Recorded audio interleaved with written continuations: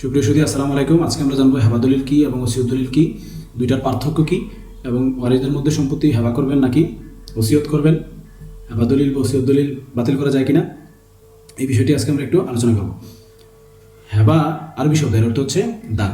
অপরদিকে ওসিয়ত আরবি শব্দ, এর অর্থ হচ্ছে ভবিষ্যৎ দান। হেবা কার্যকর হয় সাথে সাথে, অর্থাৎ কোনো ব্যক্তি সুস্থ মস্তিষ্ক অবস্থায় যখন কাউকে হেবা করেন এবং তাকে দখল বুঝিয়ে দেন, সাথে সাথেই কিন্তু হেবাটা কার্যকরী হয়ে যায়। অপরদিকে ওসিয়তটা কার্যকরী হয় ওসিয়তকারীর মৃত্যুর পর। আবার একবার সুস্থ মস্তিষ্কে হেবা করে দখল বুঝিয়ে দিলে চাইলেও সেটা বাতিল করা যায় না। অপরদিকে ওসিয়তকারী কিন্তু তার মৃত্যুর আগ পর্যন্ত তিনি সেই ওসিয়তটি বাতিল করতে পারবেন, পরিবর্তন করতে পারবেন। আর হেবা কার্যকর হয় সাথে সাথে, আর ওসিয়তটা কার্যকর হয় মৃত্যুর পর। অপরদিকে হেবা দলিল কিছু নির্দিষ্ট সম্পর্কের ক্ষেত্রে কেবল প্রযোজ্য। মা বাবা, ভাই বোন, স্বামী স্ত্রী, ছেলে মেয়ে, দাদা দাদি, নানা নানি, নাতি নাতনি, এই সম্পর্কগুলোর ক্ষেত্রেই কেবল হেবার ঘোষণা দলিলটি প্রযোজ্য। অপরদিকে ওসিয়ত দলিলটি কিন্তু করা যায় ওয়ারিশ নয় এমন ব্যক্তি বরাবর এবং ধর্মীয় উদ্দেশ্যে। অর্থাৎ এখন আসি যে আপনি আপনার ওয়ারিসদের বরাবরে স্ত্রী, কন্যা, ছেলে মেয়েদের নামে হেবা করবেন নাকি ওসিয়ত করবেন। আপনি হয়তো ভেবেছেন যে যেহেতু ওসিয়ত দলিলটি মৃত্যুর পরে কার্যকর হয়, তাই আমি যদি ওসিয়ত করি তাহলে মৃত্যুর আগ পর্যন্ত সম্পত্তিটা আমার কাছে থাকবে, আমার মৃত্যুর পর সেটা কার্যকর হবে, অর্থাৎ তারা পাবে। আর হেবা করলে তো আমার কাছ থেকে সাথে সাথেই দখল চলে গেল, বা আমার কাছ থেকে টাইটেলশিপ মানে মালিকানা সত্ত্ব চলে যাবে, আমি আর সেটা ফেরতও নিতে পারবো না। তা আপনি হয়তো ভেবেছেন যে আপনি ওসিয়ত করবেন, কিন্তু ওয়ারিসদের বরাবর ওসিয়ত করলে সেটার সমস্যাটা কী বা সেটা টিকবে কিনা সেটা জানতে পারবেন।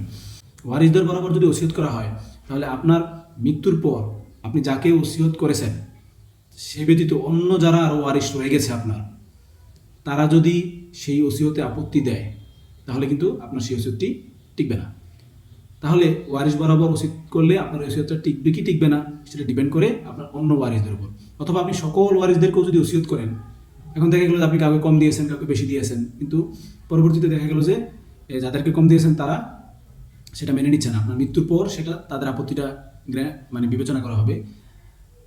আপনার মৃত্যুর পর যখন তার আপত্তি দিবে তখন কিন্তু আপনার সেই ওসিয়তটা কার্যকর হবে না, অর্থাৎ আপনার এই ওসিয়তের কোনো মূল্য থাকলো না। আর অপরদিকে যদি আপনি হেবা করেন, হেবা করার সাথে সাথে তাকে দখল বুঝিয়ে দেন, তাহলে কিন্তু আপনার এই দলিলটি, হেবা দলিলটি কার্যকর হয়ে গেল। এক্ষেত্রে অন্য ওয়ারিশরাও একটু দিলেও কোনো আর লাভ হবে না, এবং আপনি চাইলেও আর সেটা বাতিল করতে পারবেন না যদি আপনি সুস্থ মস্তিষ্ক অবস্থায় হেবা করে দখলটা বুঝিয়ে দেন।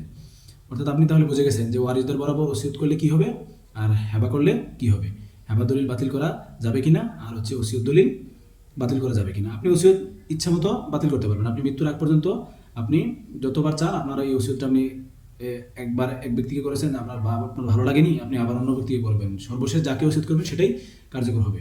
আবার ওয়ারিসদের বরাবর ওসিয়ত করলে সেটাও কার্যকর হবে কিনা সেটা নির্ভর করবে আপনার মৃত্যুর পর অন্যান্য ওয়ারিসদের সম্মতির উপরে। আর ওয়ারিসদের বাহিরে যদি ওসিয়ত করা হয়, হোক সেটা ধর্মীয় প্রতিষ্ঠান অথবা আপনার ওয়ারিস নয় এমন কোনো ব্যক্তি, তাহলে সেক্ষেত্রে আপনি ওসিয়ত করলে আপনার মৃত্যুর পর অন্য ওয়ারিসরা যদি আপত্তি দেয়, তাহলে আপনার যে এন্টায়ার প্রপার্টি, এই এন্টায়ার প্রপার্টির 1/3 উপর ওই ওসিয়তটা কার্যকর হবে। সেটা ধর্মীয় প্রতিষ্ঠানের ক্ষেত্রেও অথবা আপনার ওয়ারিশ নয় এমন কোনো ব্যক্তির বরাবর করলেও। ওয়ারিশরা অর্থাৎ ওয়ারিশ নয় এমন কোনো ব্যক্তি বা প্রতিষ্ঠানের উপরে যদি আপনি ওসিয়ত করে যান, আপনার ওয়ারিশরা আপত্তি দিলেও আপনার 1/3 প্রপার্টির উপরে ওই ওসিয়তটা কার্যকর হবে। আমাকে অনেকে প্রায় প্রশ্ন করেন যে আমার ছেলে নাই, আমার সম্পত্তিগুলো আমি আমার স্ত্রী মেয়েকে হেবা করব নাকি ওসিয়ত করব। তা আপনি তো তাহলে এখন বুঝে গেছেন যে ওসিয়ত করলে আপনার যে অন্যান্য ওয়ারিশ আছে, আপনার ভাই ভাতিজা আছে, তারা যদি আপনার সেই মৃত্যুর পর যদি আপনার সেই ওসিয়তের উপর আপত্তি দেয়, তাহলে আপনার স্ত্রী কন্যারা সেই ওসিয়ত মূল্যে আর সম্পত্তি দাবি করতে পারবে না। তাহলে আপনাকে অবশ্যই হেবা করতে হবে। যদিও ওই ওয়ারিশ বঞ্চিত করে যাওয়াটা ইসলাম সমর্থন করে কিনা সেটা আপনারাই জানেন, কিন্তু আইনগত বিষয়টা আমি আপনাদেরকে বললাম আর কি।